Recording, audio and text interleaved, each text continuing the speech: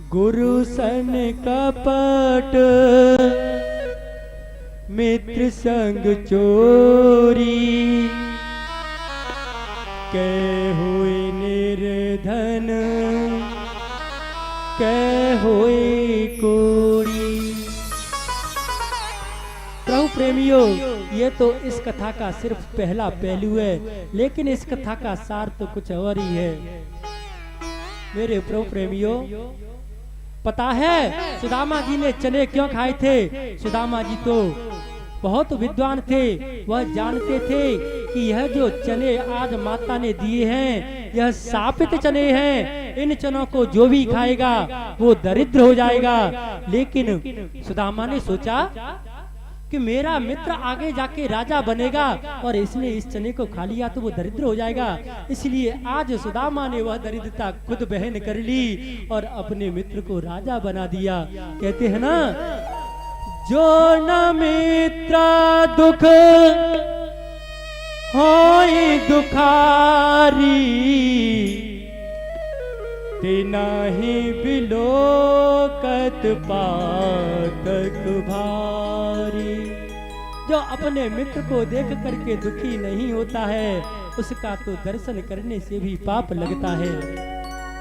मेरे प्रभु प्रेमियों, क्या आपको पता है यह चने कहां से आए थे? तो मैं आपको बताता हूँ।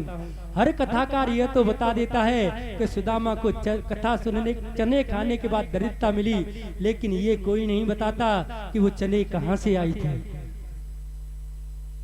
प्रभु प्रेमियों, एक बार क्या होता है कि जहां पर संदीपनी मुनि का आश्रम था उसी से दूर एक बूढ़ी ब्राह्मणी रहती थी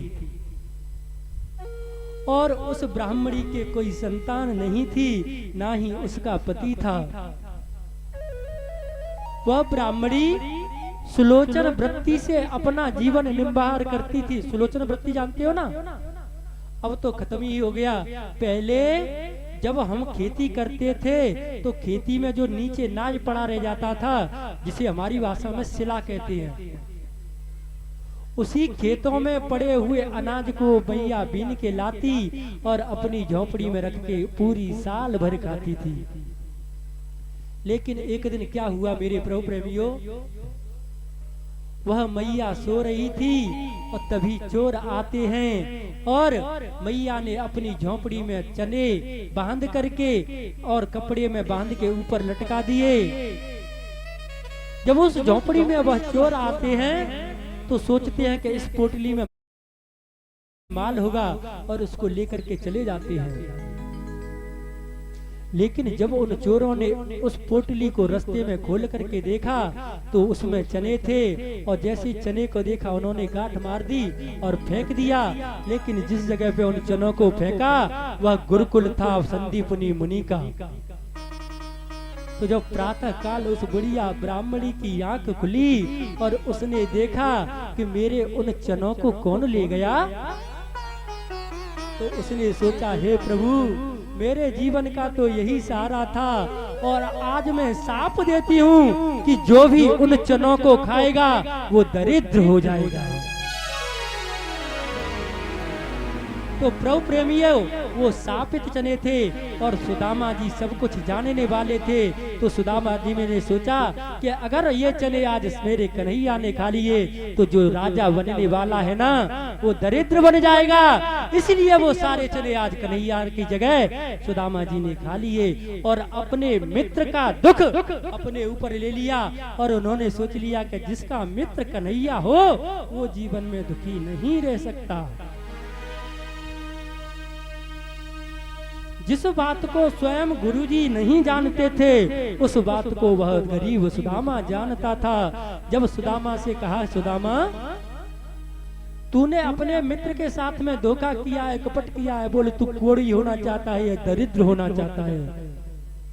तब सुदामा जी कहते हैं, गुरुदेव, मैं कोढ़ी नहीं होना चाहता, मुझे दरिद्र कर दो। तभी कन्हैया कहते हैं, मित्र, तूने मुझे बचाने के लिए दरिद्रता अपने सिर पे ली है, एक समय ऐसा आएगा कि मैं तुझे अपने जैसा कर दूंगा। आज दोनों मित्र अपने घर को जाते हैं सुदामा जी महाराज अपने घर जाते हैं और कन्हैया मेरा आज राजा बन चुका होता है। एक दिन सुदामा जी के घर पर संत आते हैं और संत उनकी पत्नी सुशीला से क्या कहते हैं, सुशीला तेरे जो पति है ना उनके मित्र हैं राजाधिराज द्वारिकाधीश भगवान कृष्ण। और जैसे ही आज सुशीला को पता लगा कि मेरे पति के मित्र कृष्ण होते हुए भी हम ऐसा जीवन व्यतीत कर रहे हैं, तब सुदामा जी घर पे आते हैं और सुशीला सुदामा जी से कहती है, भगवान हे स्वामी आप एक बार अपने मित्र का दर्शन करने क्यों नहीं चले जाते। सुशीला ने ये कभी नहीं कहा है कि वो आज जाकर के अब उनसे धन मांगना। ये तो आज के हमारे जो धनलोपी व्यक्ति है ना, धनलोलुप कहते हैं जिन्हें, जो धन की कामना चाहते हैं, उन्होंने अपने भजनों के माध्यम से, अपने पदों के माध्यम से इस दिव्य चरित्र को इतना बिगाड़ दिया कि जो सुदामा परमात्मा का परम भक्त था, सुदामा के लिए तो ऐसे ऐसे विशेषण लगाए हैं हमारे भागवत में जो परमात्मा के लिए नहीं लगाए। लेकिन धन लोप उन कवियों ने, उन गायकारों ने इस चरित्र को ही बिगाड़ दिया। मेरे प्रभु प्रेमियों,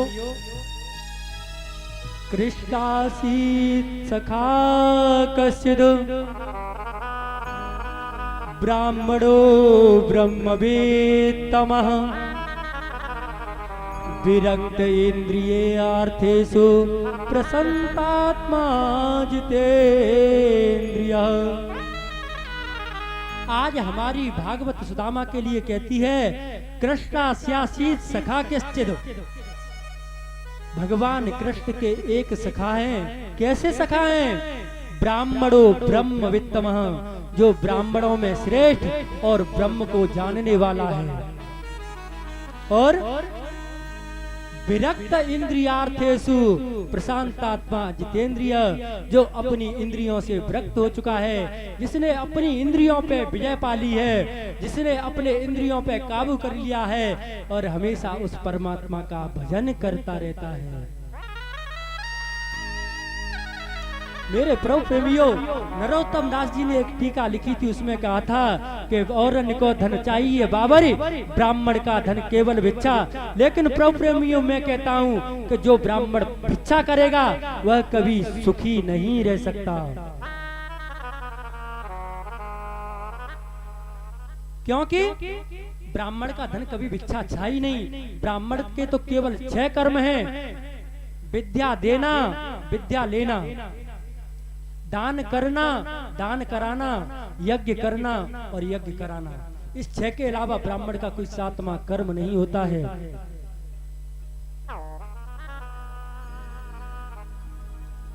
आज जब सुशीला ने इस प्रकार से कहा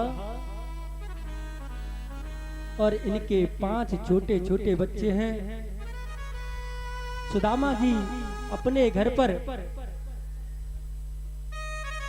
ब्राह्मण बालकों को, नगर के बालकों को पढ़ाते हैं और जो भी उन बालकों के माता पिता इन सुदामा जी को दे देते हैं, उन्हीं से अपना जीवन यापन करते हैं।